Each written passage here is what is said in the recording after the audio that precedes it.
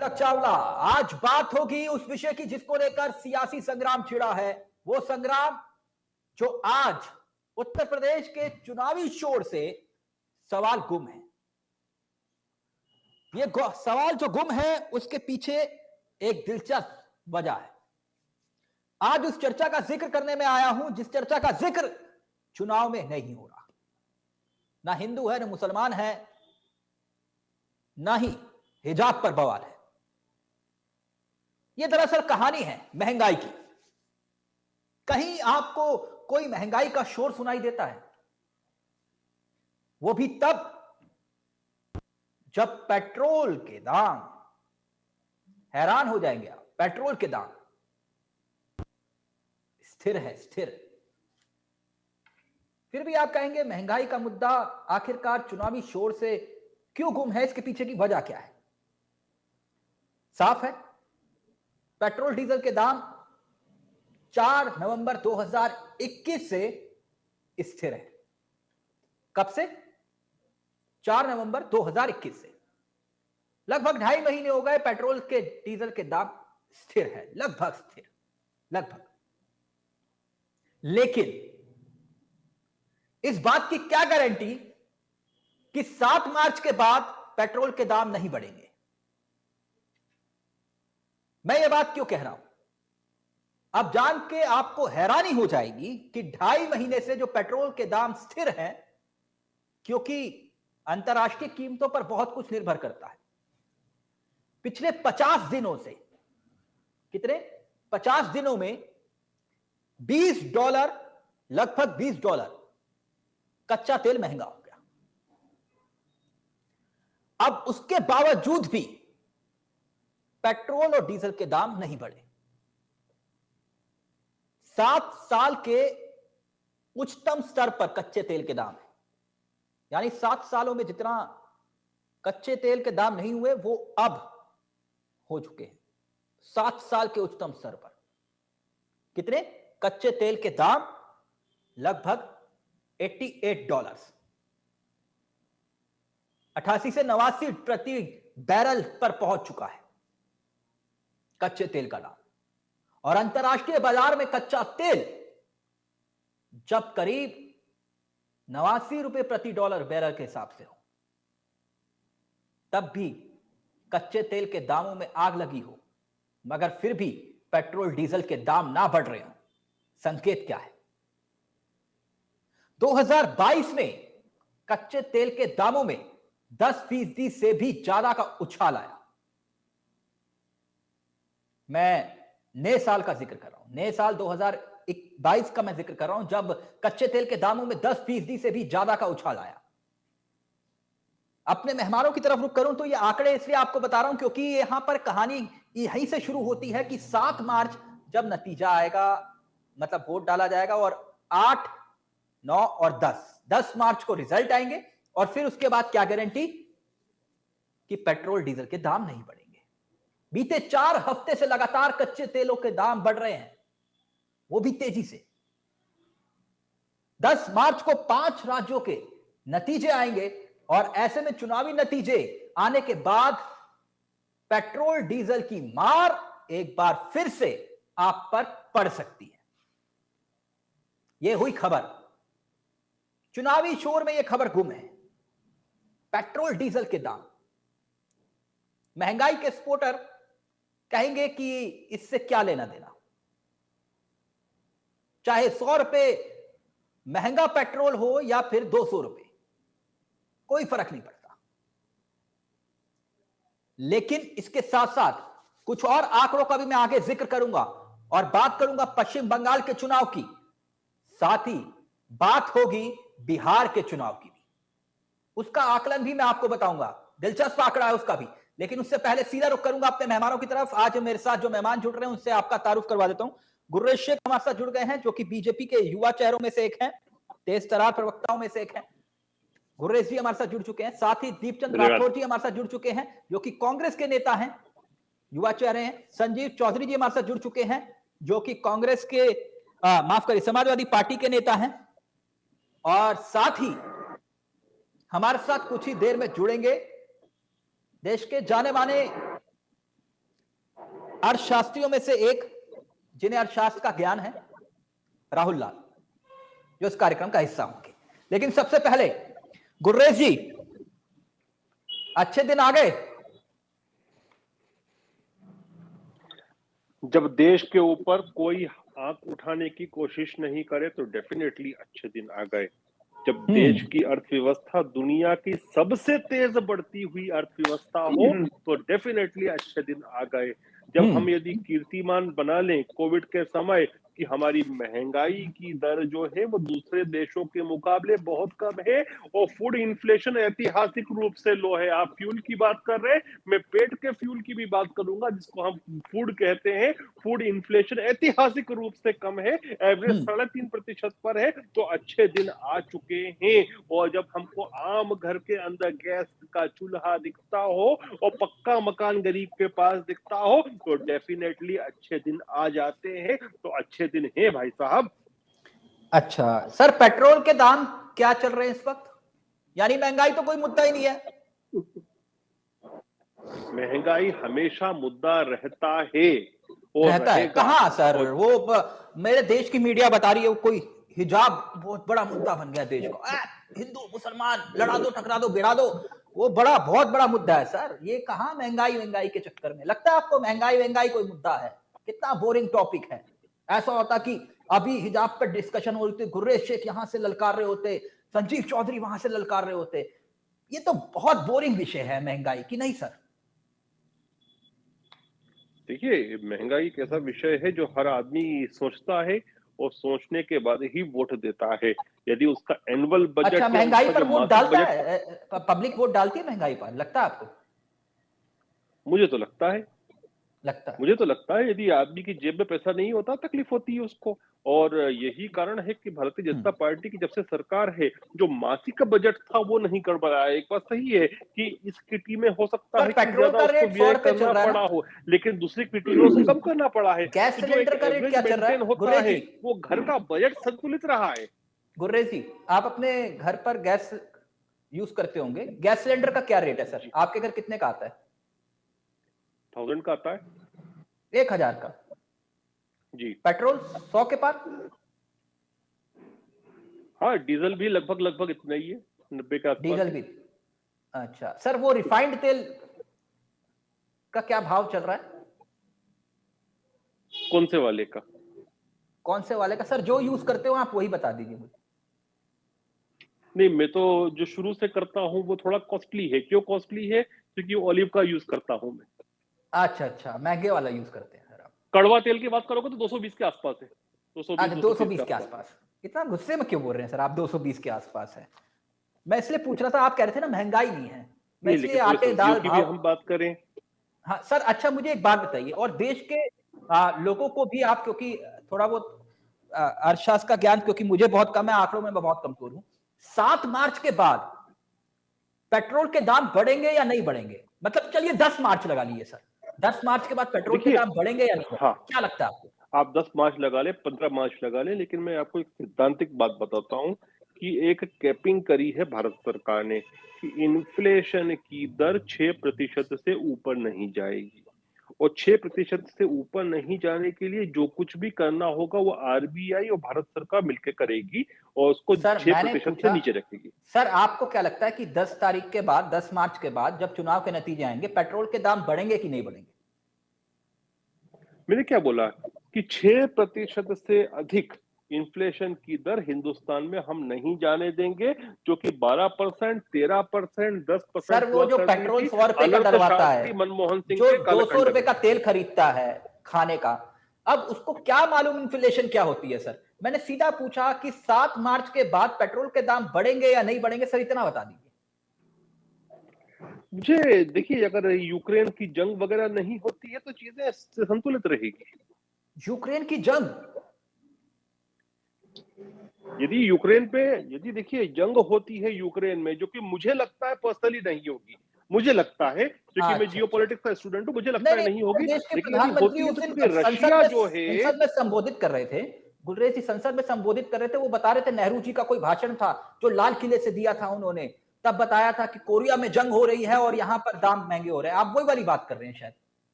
नहीं, मैं वो बात नहीं कर रहा हूँ, आपने केवल अच्छा, वो वाली पेट्रोल बात। की बात की है। अच्छा, आपने केवल पेट्रोल की बात की है। कोरिया जो है वो कभी भी नहीं, उस समय भी नहीं और आज भी कोरिया जो है पेट्रोल विक्रेता नहीं, वो ओपेक नहीं नहीं, कंट्रीज में पेट्रोल भी नहीं, वो नहीं आता, वस्तुओं नॉन के दाम ओपेक। संसद में बोल रहे थे, आप ध्यान से देखिएगा। वस्तुओं देश के के दाम इसने प्रधानमंत्री जी स्पष्ट ने बोल बोला। दिया 6% से ज्यादा बढ़नी ही नहीं है अच्छा, मोदी मुझे एक बात कालखंड के बताइए, बाद फिर से। मैं आगे बढ़ रहा हूं, क्योंकि कांग्रेस के पास जाऊंगा। ये बेफालतू के मुद्दा बनाते हैं, महंगाई महंगाई महंगाई। महंगाई कोई मुद्दा नहीं है, आप जैसे बता रहे हैं। मैं एक बात और जानना चाह रहा हूं, ये चुनाव में पेट्रोल डीजल के दाम क्यों नहीं बढ़ते? इसके पीछे आपको वजह क्या लगती है? नहीं, ऐसा नहीं है, चुनाव तो हमेशा ही चलता रहता है। हमारे देश में हमेशा 5 साल चुनाव चलता रहता है, तो इसका कोई चुनाव से लेना देना नहीं होता। चुनाव से कोई लेना देना नहीं। तो फिर 4 और आप नवंबर खुद ही भी कहे कि 2021 से पेट्रोल के आप दाम 4 नवंबर आपने तो एक बात 2021 से 4 नवंबर 2021 से पेट्रोल के दाम स्थिर हैं 2.5 महीने से। और 50 दिन में $20 महंगा हुआ है कच्चा तेल अंतरराष्ट्रीय बाजार में। 50 दिनों में जी। $20। नहीं, मैंने आपको कहा ना कि कैपिंग वो नहीं है केवल इंटरनेशनल मार्केट। कैपिंग ये है कि 6% से ऊपर इन्फ्लेशन की दर नहीं आना चाहिए। नहीं नहीं, वो तो आप लोगों के हाथ में ही नहीं है ना, पेट्रोल डीजल के दाम, जैसे आपके नेता बताते हैं कि है। मैं वही कह रहा हूं आपको कि मैं वही जानना 6% चाह रहा से हूं। ज्यादा रेट ऑफ इन्फ्लेशन नहीं जाए, उसके लिए जो करना है वो करेंगे। नहीं नहीं, तो फिर आप कैसे कर लेंगे, क्योंकि आपके हाथ में तो है ही नहीं पेट्रोल डीजल के दाम। नहीं है, लेकिन सरकार जो है वो किसी माध्यम से भी, चाहे फिर करेंसी प्रिंट करके, चाहे वो डॉलर को बेचकर, चाहे पेट्रोल को एक स्थिर स्थायी रखकर, जो कुछ भी हो वो करके इन्फ्लेशन की दर को ओके 6% पे सीमित रखेगी, ये बात है। और ओके, हमने तो ये फिर कानून ये बना के किया है। ओके, यानी चुनावों के चक्कर में पेट्रोल डीजल के दामों पर कोई फर्क नहीं पड़ा, आप ये कह रहे हैं? ये चुनावों का कोई चुनाव लेना का देना इससे क्या लेन देन है भाई साहब? नहीं। ओके, मैं बताऊंगा क्यों लेना देना। ओके, मैं अब आगे बढ़ता हूं और सीधा रुख करूंगा अपने मेहमानों की तरफ। संजीव चौधरी भी जुड़े हैं और साथ ही साथ कांग्रेस का पक्ष रखने के लिए हमारे साथ राठौर जी भी जुड़े हैं। मैं एक बात आपसे जानना चाह रहा था, दीपचंद जी, सुना आपने, वो कह रहे हैं महंगाई कोई मुद्दा नहीं है। आप लोग, मुझे लग रहा है कि सरकार को बेवजह जो है एक तो बदनाम करने की कोशिश करते हैं, क्योंकि महंगाई कोई मुद्दा नहीं है। हमारे देश में मुद्दा क्या है? हिजाब। हमारे देश में क्या मुद्दा है? मुसलमान हिंदू। हमारे देश में मुद्दा है जाट और मुसलमान। महंगाई कोई मुद्दा नहीं है। दीपचंद राठौर जी। आदरणीय तिलक जी, मैं आपको बताना चाहूंगा कि कांग्रेस वो पार्टी ना हिंदू की बात करती है ना मुसलमान की बात करती है। प्रजा रोजगार है, हम तो निवाले की बात करते हैं। और ये भारतीय जनता पार्टी वो पार्टी जब 2014 के अंदर इन्होंने महंगाई को मेन मुद्दा बनाकर रोज आए दिन सड़कों पे हल्ला बोला करते थे, और आज ये सबसे महंगी सरकार साबित हुई है जनता के बीच में। तेल की बात नहीं है, मैं आपको बताता हूँ, तेल के साथ साथ पेट्रोल डीजल, ये जो हमारे घर के जितने भी सामान है उन पे भी इन्होंने महंगाई कर दी। आज जो तेल पता हमारे टाइम में, कांग्रेस टाइम में 60-70 रुपए लीटर था, आज वो 250 के पार हो गया।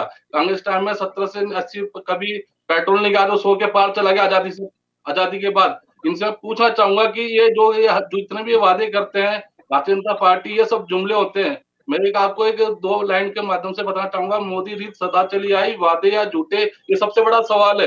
जो कह जाए कभी नहीं निभाते, सिर्फ इनको जुमला आता है। इलेक्शन के टाइम में आपको याद दिलाना चाहूंगा, जब बंगाल के अंदर इलेक्शन हुए थे, इलेक्शन के बाद इन्होंने उसी टाइम दूसरे या तीसरे दिन ही इन्होंने रेट बढ़ाए थे भारतीय जनता पार्टी ने। तो आपका बिल्कुल वाजिब जो सवाल है, क्या 10 मार्च के बाद आप क्या पेट्रोल के रेट नहीं बढ़ाएंगे? आपके सामने ये बोला ना बिल्कुल आपका दीपचंद राठौर जी, मैं पूछवा दूं दोबारा से, वो कह रहे 10 मार्च के बाद नहीं बढ़ेंगे पेट्रोल के दाम। मैं दोबारा तिलक जी, पूछवा देता इनको हूं। जनता से मतलब नहीं है, इनको सिर्फ सरकार बनाने में और हिंदू मुसलमान की राजनीति और तुष्टिकरण ध्रुवीकरण की राजनीति करने में ये सुरेश जी, भारतीय जनता पार्टी माहिर है। दीपचंद राठौर जी की कंफ्यूजन दूर करिए। वो कह रहे हैं कि मैं जानता हूं कि 10 तारीख के बाद हो सकता है कि 7 मार्च के बाद ही आप पेट्रोल के डीजल के दाम बढ़ा देंगे। उनकी कंफ्यूजन दूर करिए, कि ऐसा नहीं मैं करेंगे। थोड़ा सा इनके मैं दिमाग को जाले झाड़ देता हूँ। 2013 में एक अनर्थशास्त्री प्रधानमंत्री हुआ करते थे, तब देश में महंगाई की दर हुआ करती थी 10.91। 2012 में थी 9.31। 2010 में थी 12%। 2009 में थी 11%। तो इनके बोलने की क्या वैल्यू है? 6% तो ऊपर बढ़ने ही रही है। फूड इन्फ्लेशन 3.5% से ज्यादा नहीं है, बात कर रहे हैं। ये आपकी नीति है, हमने किस तरह की गाली थपथपाए। टैक्स आप लोगों ने नहीं भरा, जनता का पैसा, टैक्स का पैसा भारतीय जनता पार्टी ने खाया। और मैं आपको बताना चाहूंगा तो पीएफ में केयर फंड है जो कोरोना काल के अंदर वो भी फालतू बात है। देखिए अभी मैंने इनको थोड़ा सा आईना दिखाया तो इनकी बौखलाहट तिलक भाई आपने देख ली, जनता को लूट रहे हैं और आपने कुछ नहीं करे। कांग्रेस दिख रही है आपको, थोड़ा सा मैंने आईना दिखा दिया, अब क्या करेंगे, आईने को फोड़ने की कोशिश कर रहे हैं।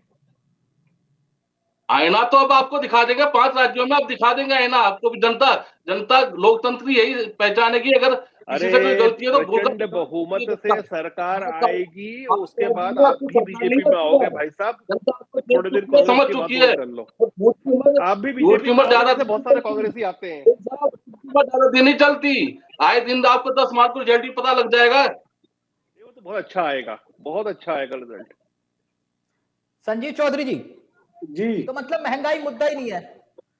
गुर्रेज जी कह रहे कोई मुद्दा नहीं है महंगाई, आप लोग बेवजह चिल्लम चिल्ली कर रहे हैं। हमारे देश की मीडिया बता रही है कि कोई महंगाई भी मुद्दा नहीं है, मेरे देश की मीडिया भी यही बता रही है कि महंगाई मुद्दा नहीं है। आप बेवजह शोर मचा रहे हैं और आप सरकार को बदनाम कर रहे हैं। महंगाई कोई मुद्दा नहीं है। देखिए हमारे भाई प्रवक्ता जो भारतीय जनता पार्टी के बैठे हैं, जो इन्होंने शुरुआत करी, हम पहले भी बोलते हैं कि भारतीय जनता पार्टी बहुत ही झूठी पार्टी, इनके कार्यकर्ता से लेके और उच्च पदों तक, प्रधानमंत्री जी तक, सुबह से शाम तक केवल झूठ की पाठशाला पढ़ते हैं। और इन्होंने एक चीज सीख रखी है, जैसे पार्टियां सोचती हैं कि भी हमें विकास करना है, दिमाग लगाती हैं और पार्टियां कि हमें ये करना है, हमें ये केवल एक चीज सोचते हैं कि हमें पब्लिक का कैसे बेवकूफ बना के केवल वोट अर्जित करनी है अपने लिए। पार्टी जो इन्होंने अभी ये बात कही है, जितनी बातें इन्होंने बताई है वो सारी झूठ बताई है। ये सोच रहे होंगे कि तुमने ऐसा बोल दिया तो सामने वाली जनता ने हमारी छोड़िए, हम तो मानेंगे ही नहीं। चलो हम तो एक प्रवक्ता के तौर पे पार्टी के बैठे, पार्टी के नेता के तौर पे बैठे, तो हम तो ये जो बात बोलेंगे उसका कटाक्ष करेंगे ही। लेकिन जो जनता सुन रही है, मैं दावे के साथ कह सकता हूं, जितनी बातें अभी तक इन्होंने बोली हैं वो सारी बिल्कुल झूठ बोली है। रहा महंगाई का सवाल, महंगाई हिंदुस्तान में 2014 से एक बहुत बड़ा मुद्दा है, एक बहुत बड़ा मुद्दा बन गया है। मतलब ये एक नहीं दो नहीं थी है जी। 2014 से पहले महंगाई नहीं थी संजीव चौधरी जी। देखिए जितनी महंगाई इन लोगों ने बढ़ाई है उतनी तो नहीं थी। 2014 में पेट्रोल का रेट क्या था? तो फिर भी हमारे देश में महंगाई मुद्दा क्यों नहीं है? मैं उस पर भी आ जाऊंगा 2014 वाले पेट्रोल के। 2014 में देख लीजिए, अगर आप कह रहे हैं कि हाय तौबा महंगाई, हाय तौबा महंगाई, लेकिन फिर भी महंगाई मुद्दा क्यों नहीं है? 2014 में पेट्रोल का रेट कहा था, डीजल का रेट कहा था। इस देश को, बोली भाली जनता को इन भारतीय जनता पार्टी के झूठे और नासमझ लोगों ने कितना ठगा। हमारी जो रसोई जिससे खाना बनता है, सिलेंडर कितने रुपए था 2014 में, और इन्होंने कितना बेवकूफ बनाया कि हम सबको सब्सिडी देंगे, और धीरे धीरे धीरे लाके वो सब्सिडी खत्म कर दी। आज वो 1000 का सिलेंडर है। 7 साल में जस्ट डबल का सिलेंडर है। एक आम आदमी तो नहीं ले सकता 1000 का सिलेंडर। जो ये अपनी योजना की गिनाते हैं कि हमने सिलेंडर दे दिया, एक सिलेंडर इन्होंने मुफ्त दे दिया। दूसरा सिलेंडर भ्रमित कर रहे हैं संजीव चौधरी जी, फिर भ्रमित कर रहे हैं। वो कह रहे हैं महंगाई मुद्दा है, इनको बताइए महंगाई मुद्दा नहीं है प्लीज। दूसरा जी बता रहे गुर्रेज जी, आपने उनको कहा कि झूठ बोल रहे हैं, वो क्लियर कर रहे हैं। ओके गुर्रेज जी प्लीज जल्दी से, फिर मैं आंकड़ों पर आ रहा हूं। नहीं, ये कौन सी पार्टी को रिप्रेजेंट कर रहे हैं, पहले तो मैं ये पूछना चाहता हूं। जब आपको यही नहीं पता अभी तक कौन सी पार्टी से हूं, तो फिर आप पे डिबेट पे, इसका मतलब आपका ध्यान नहीं है। चावला जी ने कम से कम 10 बार बताया। नाम के भाई साहब आपके नाम के नीचे पहली बात लिखा नहीं। मुझे तो पता लग गया आप भारतीय जनता पार्टी के हैं। मुझे कैसे पता लग गया? मैंने आपको नहीं देखा पहले। व्यक्तिगत नहीं, मैंने भी नहीं देखा, मुझे भी नहीं दिख रहा।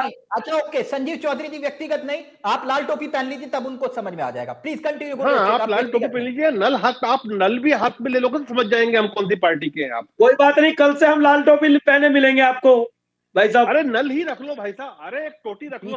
नल से तो आप इतना डर गए हैं, नल से आप इतना डर गए हैं कि आपके प्रधानमंत्री जी को कूदना पड़ा चुनाव में। डेली आके वो चुनाव में झूठ और जुमले सुबह से शाम तक आपके प्रधानमंत्री जी बोल रहे हैं। चौधरी जी के बोलने से कुछ नहीं होता। क्या और आपके अखिलेश बोलने से क्या यादव होता है? ये बात बोल रहे हैं? अरे जी। मैं आप ही की बात कर रहा हूँ, वैसा आपकी पार्टी की बात कर रहा हूँ। क्या अखिलेश यादव ये बात कर रहे हैं? नहीं कर रहे। तो मुझे लगता है कि अखिलेश यादव चौधरी जी से ज्यादा बुद्धिमान है। वो समझते हैं कि महंगाई की दर 6% पे है, लोग परेशान नहीं है उससे, इसलिए नहीं कर रहे हैं, वरना वो परेशान करते ही क्यों बात। नहीं है? पेट्रोल के कहाँ दाम थे और क्या कहाँ क्यों नहीं आज कर पहुंच रहे भाई गए? साहब? रसोई गैस कहाँ पहुंच गए? अखिलेश कच्चे यादव तेल क्यों के नहीं दाम कर कहाँ रहे? पहुंच गए? आप बताइए। देखिए, या सरसों तो का फिर तेल ये है कि क्या रेट था अखिलेश यादव 2014 नहीं में? जुड़े में, या वो ये है कि वो समझदार है। दोनों में से एक को बता दीजिए, क्या वो जमीन से नहीं जुड़े हैं, क्या वो समझदार है, क्या है? यानी कि जो आपकी गलत बात माने वो क्या समझदार मतलब और बाकी पूरा देश मैं तो बेवकूफ। अखिलेश यादव की बात कर रहा हूँ कि यदि अखिलेश यादव नहीं पूरा उठा रहे हैं देश, तो या तो वो यदि जमीन पूरा से नहीं देश जुड़े हैं, आपको या स्वीकार फिर वो करे मेरी बात से सहमत तो है। वो समझदार और नहीं तो वो बेवकूफ। महंगाई सीरियसली मुद्दा क्यों नहीं है? मैं इतना बात जानना चाह रहा था। दीपचंद राठौर जी अपनी बात रखिए, फिर उसके बाद गुर्रेज जी आपके पास आ रहा हूं।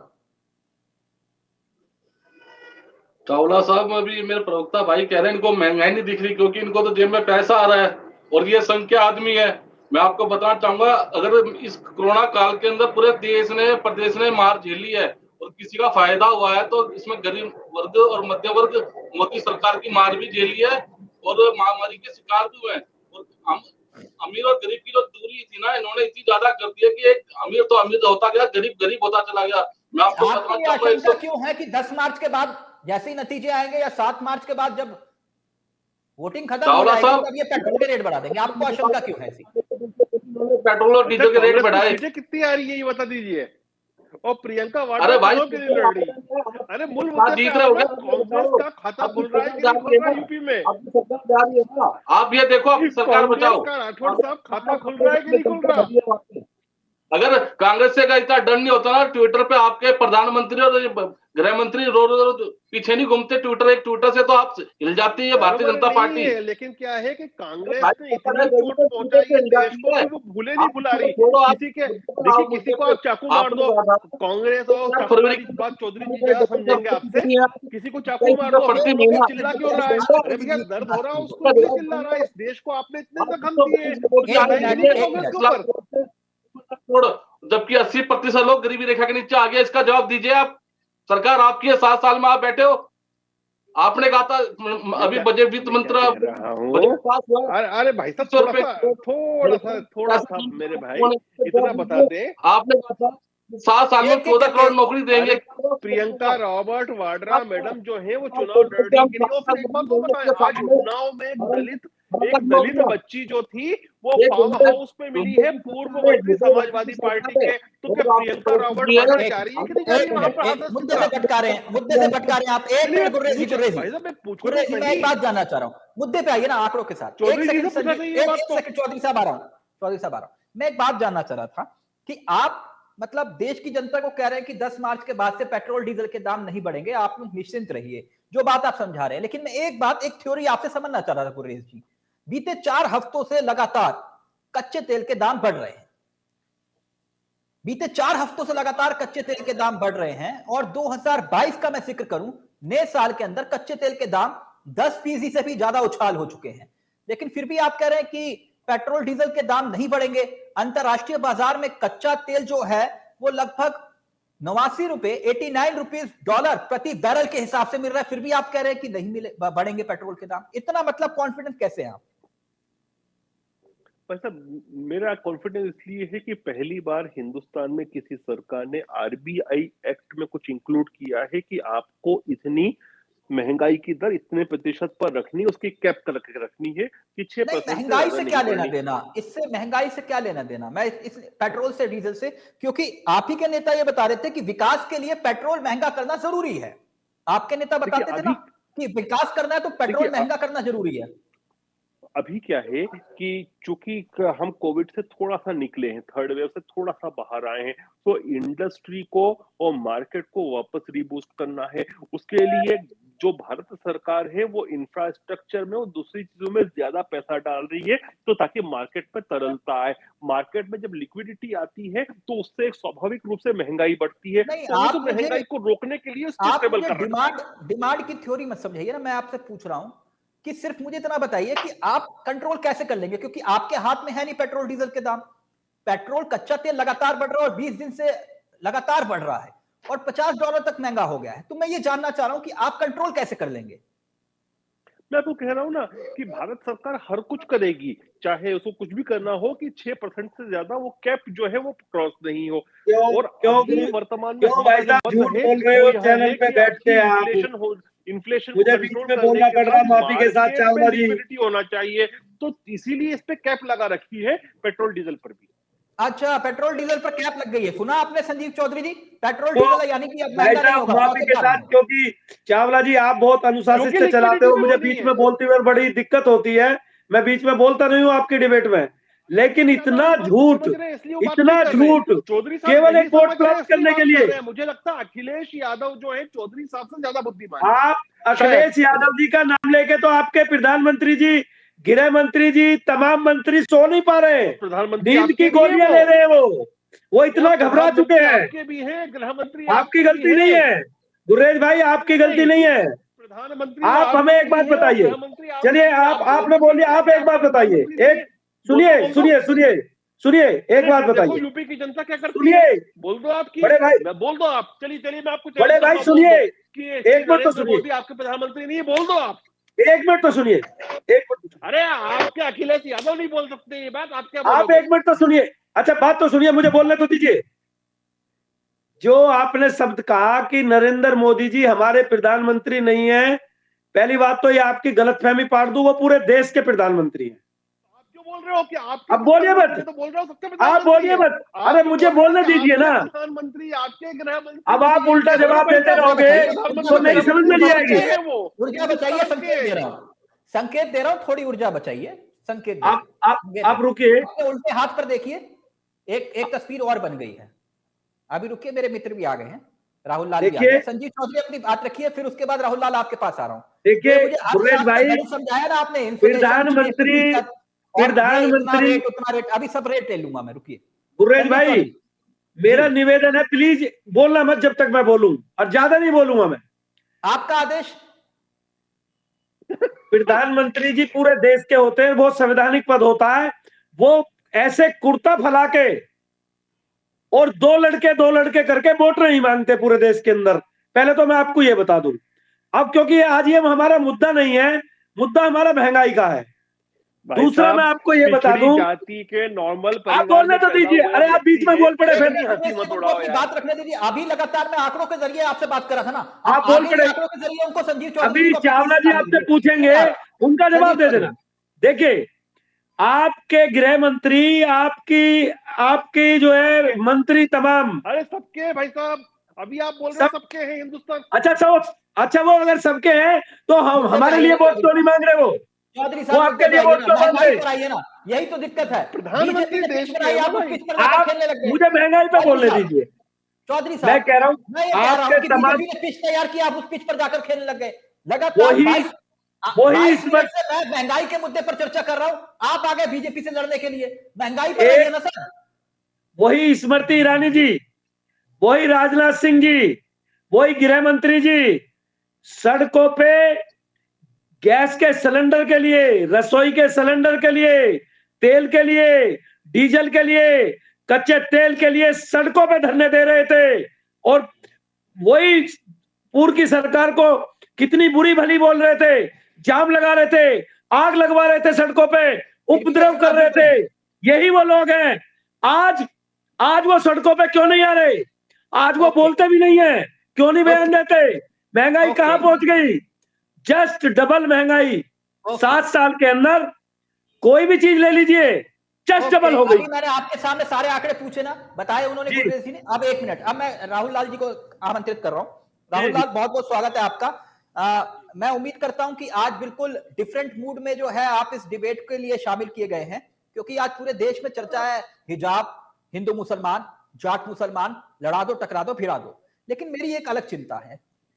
मैं ये जानना चाह रहा हूं कि क्योंकि गुर्रेज जी से मैंने पिछले आधे घंटे से जो चर्चा की, निचोड़ यही निकला कि महंगाई कोई मुद्दा नहीं है देश में, जो उन्होंने मुझे समझाया।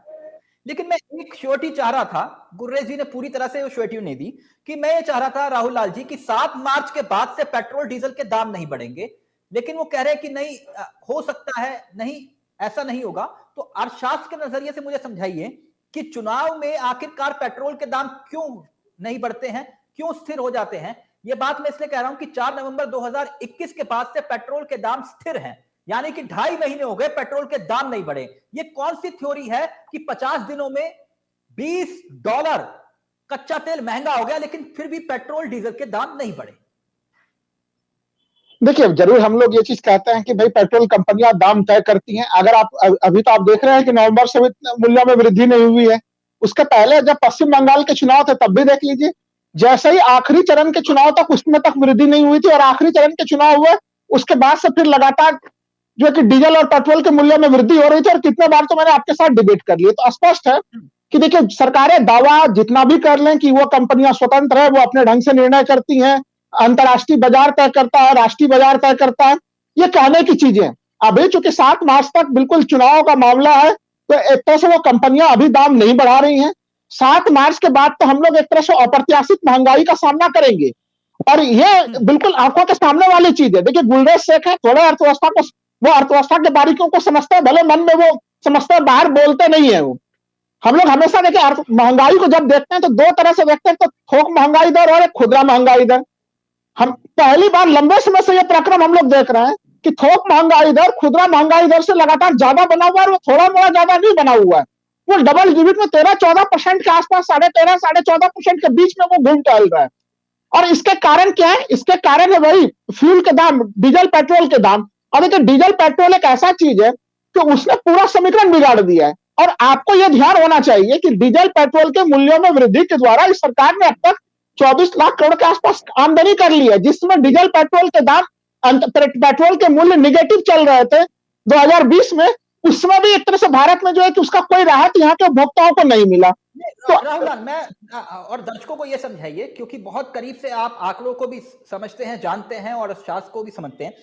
मुझे यह समझाइए, इनका यह कहना है कि भाई हमारा कोई लेना देना नहीं, पेट्रोल कंपनियां खुद तय करती हैं कि दाम क्या होने चाहिए, क्या नहीं होने चाहिए। तो 2.5 महीने से ये पेट्रोल के दाम स्थिर कैसे हैं? और वो भी तब, जैसे मैंने जिक्र किया कि 50 दिनों में $20 जो है वो कच्चा तेल महंगा हो गया। ये कैसे संभव हो सकता है?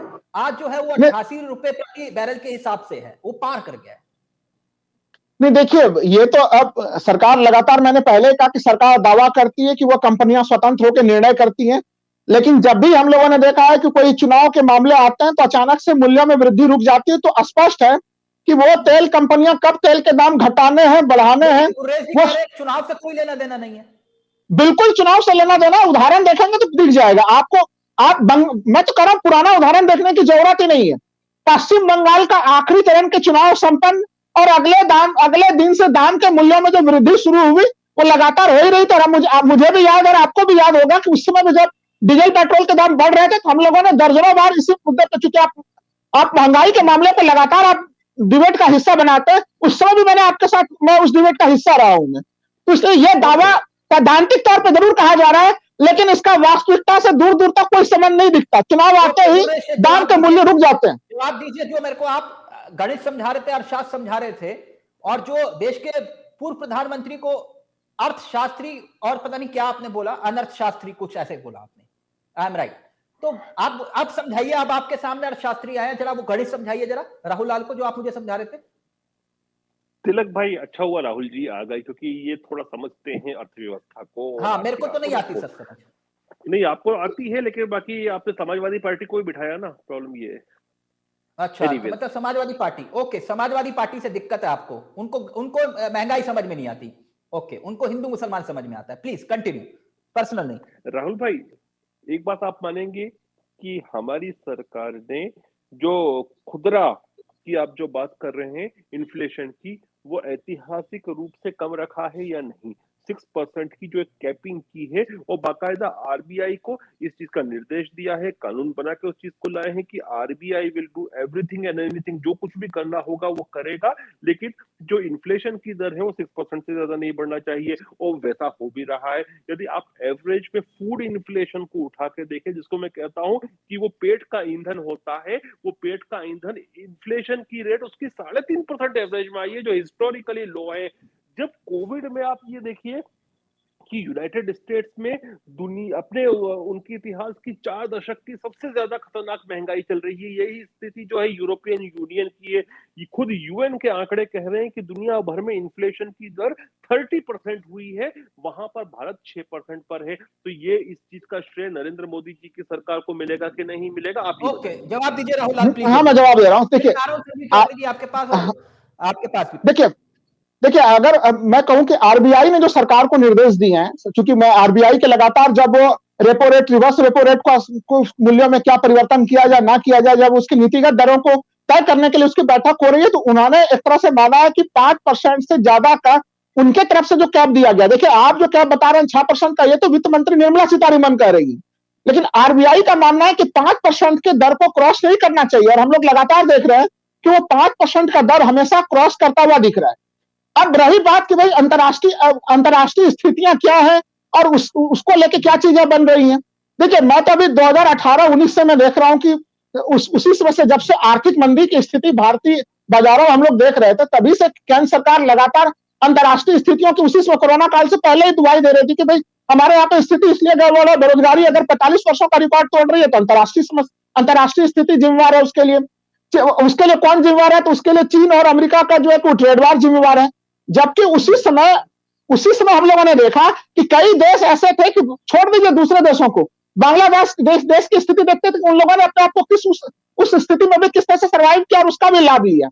तो कई बार जो प्रधानमंत्री कहते हैं कि विपरीत परिस्थितियों में भी कुछ हम लोग लाभ की स्थिति ले सकते हैं, वो स्थितियां भारत के समक्ष रही है, भारत ने नहीं लिया उसका लाभ। देखिए हमारे दर्शक है ना, वो सीधी सीधी बात समझते हैं। ये आप गणित आप लोग समझाते हैं, उनको समझ में नहीं आएगा इतना गणित सर के ऊपर से निकल जाता है सर। उसको मैं सीधा बात समझा रहा हूँ। राहुल लाल मुझे बताइए कि 10 तारीख के बाद, क्योंकि गुर्रेज ही गारंटी दे रहे हैं कि 10 तारीख के बाद पेट्रोल डीजल के दाम नहीं बढ़ेंगे, क्या ये प्रैक्टिकल है या नहीं? सिर्फ इतना बताइए, या फिर हम तैयार रहे कि 10 तारीख के बाद बढ़ेंगे? 10 तारीख नहीं, 7 तारीख के बाद। 7 तारीख को जब आखिरी चरण के मतदान हो जाएंगे, तो आपको 10 तारीख का भी आप इंतजार मत कीजिए परिणाम का। आपको 8 तारीख से ही, 8 या 9 तारीख से ही आपको तेल के मूल्यों में अप्रत्याशित वृद्धि दिखेगी।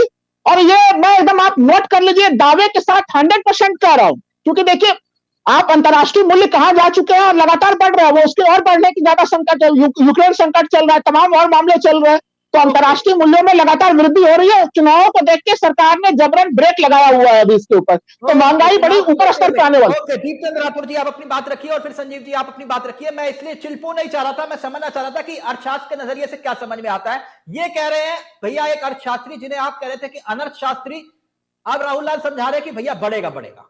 ये मान लो 7 तारीख के बाद नहीं तो 8 और 9 के बाद तो पक्का बढ़ेगा पेट्रोल डीजल के दाम। लेकिन फिर भी दीपचंद राठौर जी, मेरा सवाल यही है, अभी मैं एक और आंकड़े के साथ आऊंगा अभी, और कुछ और आंकड़ों का भी जिक्र करूंगा, लेकिन आप ये बताइए कि अगर वाकई महंगाई मुद्दा है तो इसे मुद्दा क्यों नहीं बना पाया? चावला साहब, महंगाई बिल्कुल मुद्दा है, क्योंकि महंगाई तो मुद्दा, हम सड़क से लेकर संसद तक अगर किसी ने धरातल पर अगर कोई कार्य या धरना प्रदर्शन करा था, वो सिर्फ कांग्रेस पार्टी है। मैं आपको बताना चाहूंगा, जिस तरह से आज अर्थव्यवस्था की बर्बादी का आलम है, जिस तरह से महंगाई की मार का आलम है, जिस तरह से पेट्रोल डीजल के बढ़ते दाम का आलम है, और चारों तरफ जनता ये कह के चित्कार कर रही है कि कोई उम्मीद भर नजर नहीं आती, कोई सूरत नजर नहीं आती। पहले आती थी मोदी जी के झूठे वादों पे हंसी, अब किसी बात पर नहीं आती, चाहे 2 पहिए की बात हो, चाहे 4 पहिए से पेट्रोल गायब करने की बात हो, लोगों की थाली से इन्होंने खाना छीनने की बात हो, जेब में पैसा नहीं उनके हाथ में, और एक तरफ तो कोरोना काल के अंदर नौकरियां नहीं है लोगों के हाथ में, दूसरी तरफ इन्होंने इस तरह की महंगाई बढ़ा दी है कि आजादी के बाद आप देखोगे 100 से पार पेट्रोल हो गया है। अगर मैं इनसे पूछना चाहूंगा, भारतीय जनता पार्टी अगर जब इन्होंने जिस तरह काले कानून लेकर आए थे, इन्होंने कहा था ये काले कानून बिल्कुल ठीक है, इनको लगा कि हम चुनाव हार रहे हैं तो इन्होंने काले कानून वापस लिए। अगर वो मैं इनसे पूछना चाहूंगा, वो काले कानून ठीक थे तो लाए क्यों, अगर गलत है तो हटाए क्यों? ये वही वाली बात है आपकी, गंगा में पानी बहुत, आप काले कानून पर आ गए। काले गोरे नीले पीले छोड़ दीजिए ना, आप महंगाई मुद्दा, मैं महंगाई की बात करता हूँ, आप काले कानून पर आ जाते हैं। फिर बिल्कुल महंगाई मुद्दा नहीं उठाती। अगर महंगाई के मुद्दे पर चर्चा करता हूँ, आप 3 कानून पर चले जाते हैं, हिजाब पर चले जाते हैं, हिंदू मुसलमान। आप सर महंगाई पर रहिए ना। सब पार्टी शुरू से उठा रही है, और पार्लियामेंट में भी हम महंगाई का, हमारे राहुल जी ने बात कर रखी है, गरीबी भूखमरी, ये संसद में भी उस पर बात नहीं करते, वहां से भी ये संसद को मतलब बाहर निकलने की बात करते हैं, उसको बंद करने की बात करते हैं। राहुल जी तो हर बात मुद्दे की बात करते आए कि भाई राहुल गांधी मुख्यमंत्री के सवालों बेरोजगारी का जवाब नहीं देते, महंगाई पर वो सवाल उठाते हैं। तो गुर्रेज जी जवाब दीजिए, फिर चौधरी साहब आपके पास आ रहा हूं, फिर राहुल जी आपके पास आ रहा हूं। देखिए राहुल गांधी क्या है, आप ये देखिए ना कि इस देश में दो कॉमेडी शो चलते हैं।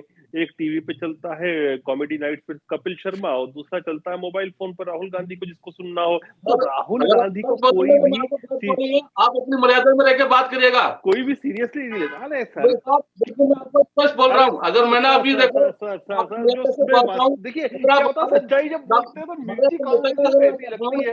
मैं आपको 10 बार अपमानित करूंगा, आप इसलिए अपनी बात रखिए। कल आपको बीजेपी में आना है, थोड़े दिन रुक जाओ, अभी बीजेपी में आओगे, इसलिए मत बोलिए इस तरह से। अच्छा, सारे कांग्रेसी भाजपा थोड़े दिन बाद आप भी भारतीय जनता पार्टी में आओगे, भारत के सब लोग भाजपा में ही रहने हैं, तो इसलिए बात मत करें। लेकिन राहुल गांधी को कोई बहुत सीरियसली लेता नहीं है भाई साहब। और महंगाई को सीरियस लेते हैं, महंगाई को सीरियस लेते हैं, वो तो प्रधानमंत्री सीरियसली लेते हैं हम। तभी मैं कह रहा हूँ कि 6% पे यदि रोक के रखा है महंगाई की दर को।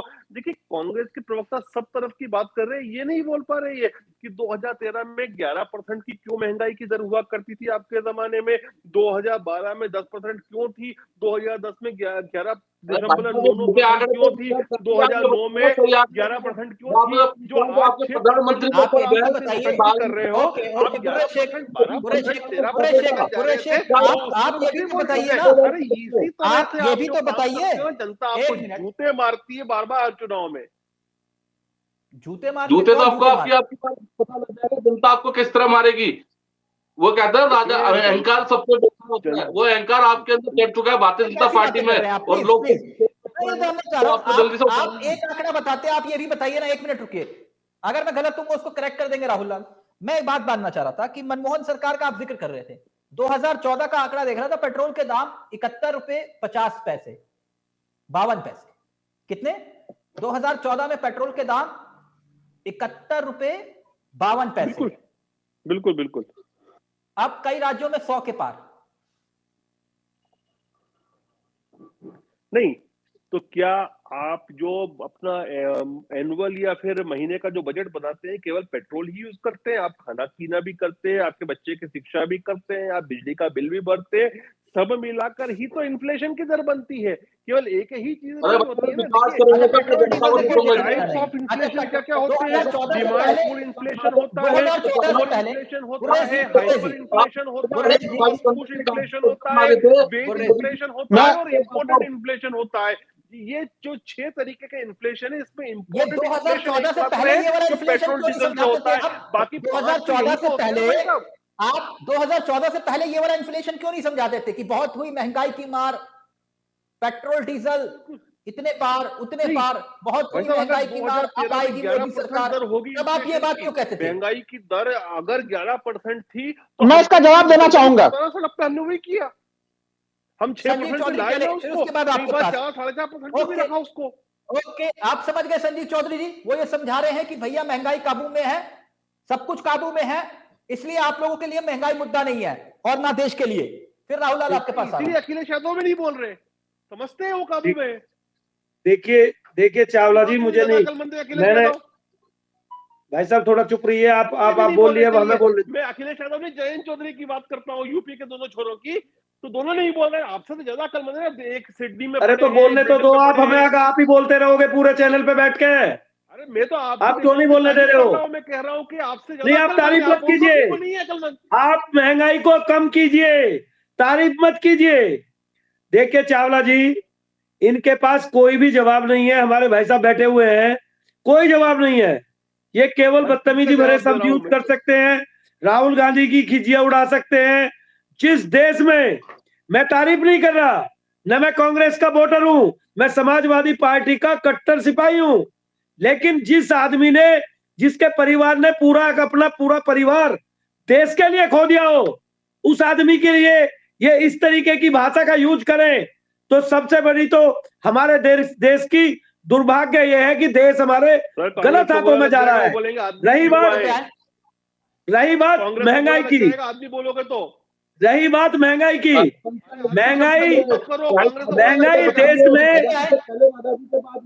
देश में चरम पे है। ये भारतीय जनता पार्टी के लोगों ने, भाई साहब एक मिनट चुप रहिए जरा, एक मिनट चुप रहिए जरा, एक मिनट चुप रहिए। भारतीय कि आज भी तो कांग्रेस बुरा मान जाएगी आपकी। अब आप बोलने नहीं दोगे, मेरा समय आप ले लोगे, मैं कैसे कह पाऊंगा।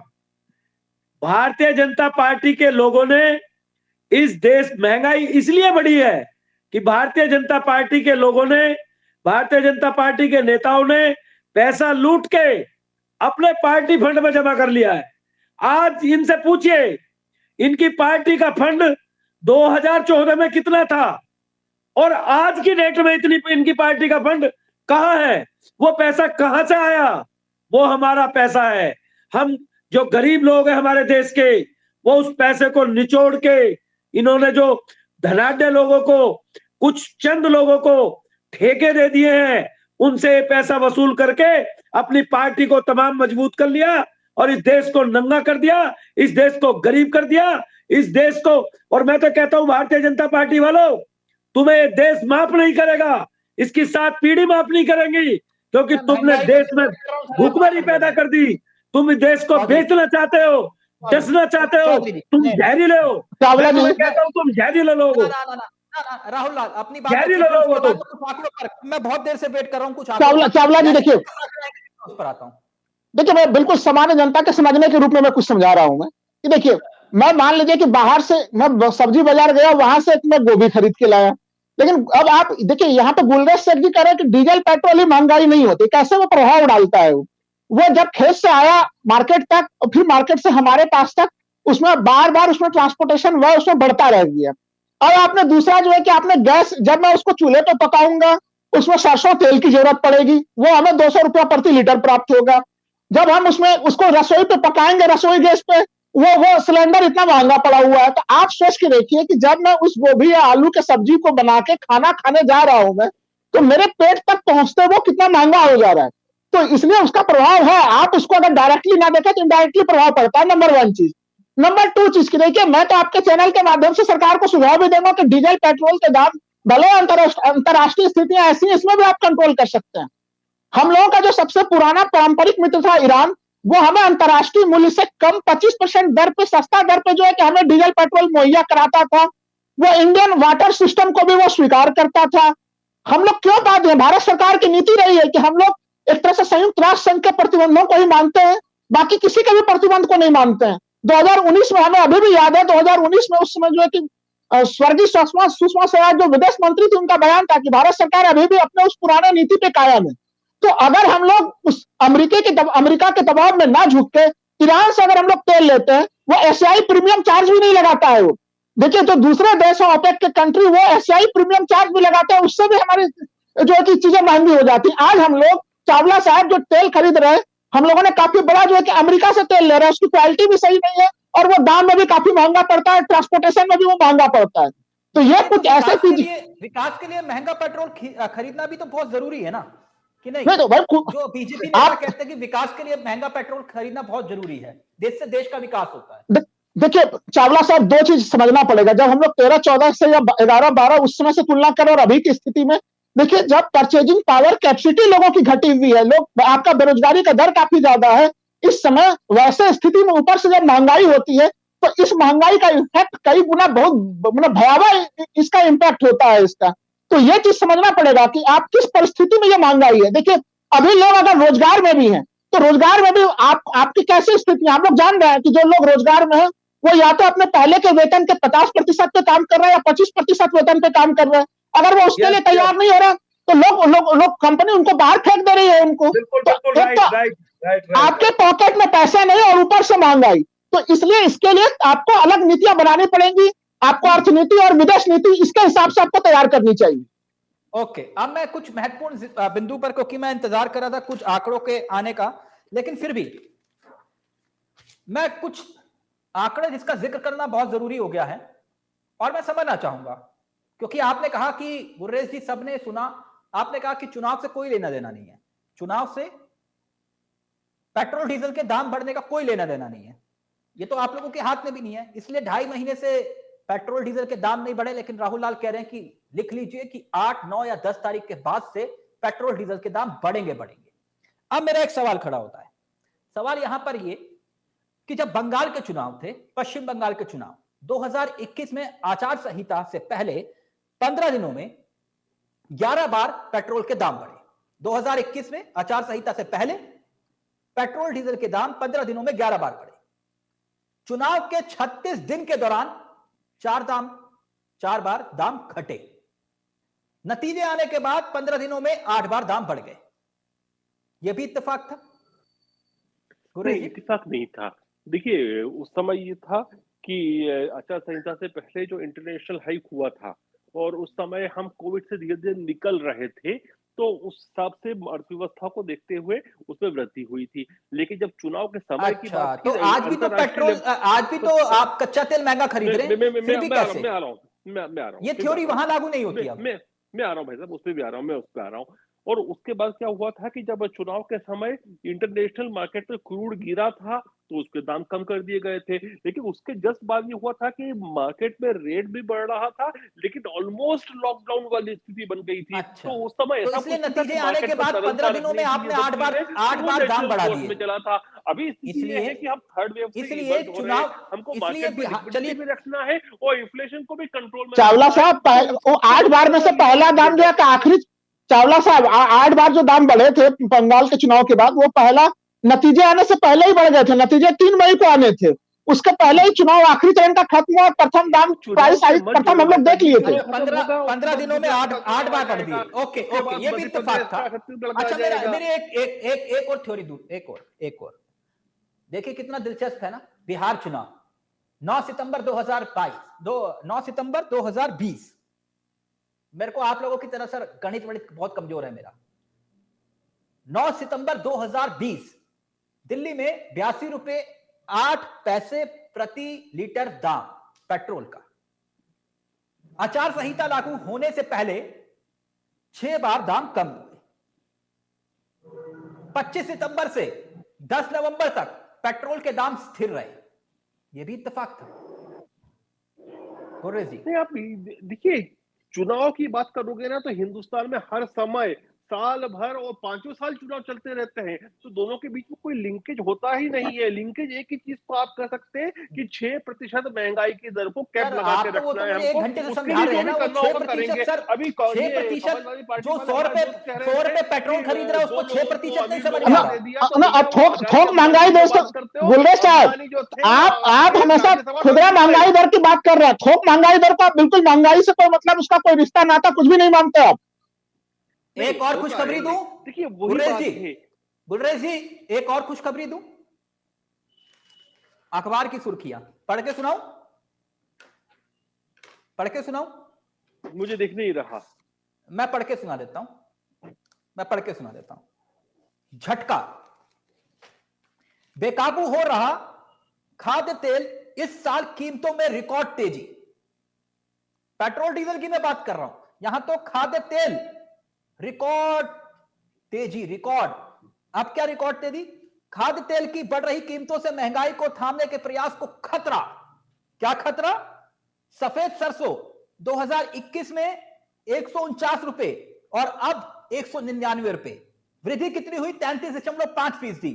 पाम तेल 114 रुपए 2021 में, 2022 में 134 रुपए, 18% की वृद्धि। सूरजमुखी का तेल 153 रुपए 2021 में, 2022 में 181 रुपए, 16-17% की वृद्धि। और सोया तेल 136 रुपए 2021 में और 2022 में 154 रुपए, 13 से 14% की बढ़ोतरी। ऐसे ही मूंगफली तेल सर, यहां तो पता चल रहा है कि 15%। पाम तेल, सोयाबीन 12%। सरकार के पास अब क्या रास्ता बचा है सर? आप कह रहे हैं कि खाद्य तेल, यहां तो खाद्य तेल भी महंगा है सर। आप इसमें से कौन सा इस्तेमाल करते हैं, ये भी बता दीजिए आप। तिलक भाई मैं बता दिया मैं कौन सा करता हूं। लेकिन एनीवे, एक बात फैक्ट है ये, और अभी राहुल भाई भी बोलेंगे इस बात पर कि food inflation except for edible oil, food inflation 3.5% पर रहा है। देखिए, यही मल्टी डायमेंशन होती है इकोनॉमी की कि आप अच्छा, कान यहां से पकड़ो या यहां से पकड़ो, उदाहरण दे रहा हूं। बड़ा नहीं आसान नहीं, उदाहरण दे रहा हूं। आप ये बताइए ना कि खाद्य तेल का जिक्र कर रहे थे, आप तो पेट्रोल डीजल की बात कर रहे थे, खाद्य तेल भी इस बार रिकॉर्ड तेजी, हाँ, लेकिन फिर भी देश के लिए तो मुद्दा नहीं वही है, बात है। हिजाब देखिए मुद्दा है। रिकॉर्ड तेजी हुई, एडिबल खाद्य तेल में रिकॉर्ड तेजी हुई, लेकिन बाकी जो खाने पीने की चीजें थी उसमें रिकॉर्ड गिरावट हुई। उसका मतलब क्या भैया हुआ? फुल गुलराज जो सर है देखिए, वो आपके खड़ा हो गया। गुलराज सर, अब देखिए रसोई, गुलराज शेख साहब देखिए, रसोई गैस को तो हम लोग उसमें नहीं जोड़ रहे हैं, खाद्य वाले हिस्से में तो नहीं जुड़ रहा, वो आपका ईंधन वाले हिस्से में जुड़ जा रहा है, लेकिन मैं वो आपको हमारे वो हमारे रसोई को प्रभावित कर रहा है कि नहीं कर रहा? आप बिल्कुल बताइए, जो बिल्कुल सीधे सीधे बिल्कुल सिलेंडर के दाम इतने बढ़े हुए हैं, वो भी उसको बिल्कुल प्रभावित बिल्कुल कर रहा है। और जब आप मार्केट अभी जाइए, आप इसमें आप देख लीजिए तमाम चीजों के ऊपर, देखिए आप जब कहेंगे डीजल पेट्रोल के दाम बढ़ेंगे, तो उसका प्रभाव दूसरे चीजों पर पड़ना अवश्य भावी है। ये बात राहुल भाई मानिए के गुरवेश जी, जब कोई तेल खरीदने जाता है, खाने का हो या फिर गाड़ी के लिए, यहां भी लगता है सर, यहां भी लगता है। नहीं, राहुल भाई का, तिलक भाई, तर्क जो है ना वो संगत है, लेकिन मैं आपको दूसरा पर्सपेक्टिव दिखाता हूं उसमें कि सर वो एक दूसरा व्यक्ति को पर्सपेक्टिव जिसको ना सर, हम 8 तारीख के बाद, क्योंकि आपने कहा कि नहीं बढ़ेंगे 7 तारीख के बाद, मैंने सही सुना था ना सब? आपने भी संजीव जी सुना था, दीपचंद्र राठौर जी, कि 7 अपन तारीख के बैठेंगे ना बाद उसके पेट्रोल बाद डीजल भी, के दाम नहीं बढ़ेंगे। पक्का ना सर? अपन बैठेंगे ना वापस, 8 तारीख को बिल्कुल भी बैठेंगे, 10 को भी बैठेंगे, बिल्कुल, 12 मैं को भी रिकॉर्ड कर बैठेंगे। लेता हूं सब कुछ रिकॉर्ड कर लेता हूं। वो मेरे को, हमारे यहाँ क्योंकि हिंदू मुसलमान में डिबेट नहीं होती ना सर, मैं हिजाब पे चर्चा नहीं करता, उस पर चर्चा करूंगा तो वक्त खराब हो जाएगा। महंगाई पर, बेरोजगारी पर, है ना सर, इसी पर चर्चा करेंगे। Thank you so much. आपका भी एजेंडा है ना, सबका साथ, सबका विकास, सबका विश्वास, आप तो करते नहीं है हिंदू मुसलमान, इसलिए इनका चावला जी एजेंडा है सबका साथ सबका विकास, नहीं सबका साथ अपना विकास। चलिए, बहुत बहुत शुक्रिया राहुल लाल, आपका भी बहुत बहुत शुक्रिया, आप सबका बहुत बहुत शुक्रिया। लेकिन यहां पर मुद्दा यही है कि क्या वाकई चुनाव के बाद नहीं बढ़ेंगे पेट्रोल डीजल के दाम, और इस बात की क्या गारंटी? तो आज का मुद्दा आपको, आपके लिए एक बार फिर से समर्पित। लेकिन यहां पर सवाल यही कि आखिरकार देश के भीतर महंगाई क्या वाकई में मुद्दा नहीं है, या फिर महंगाई मुद्दा बनने ही नहीं दिया गया? नमस्कार, जय हिंद, जय भारत।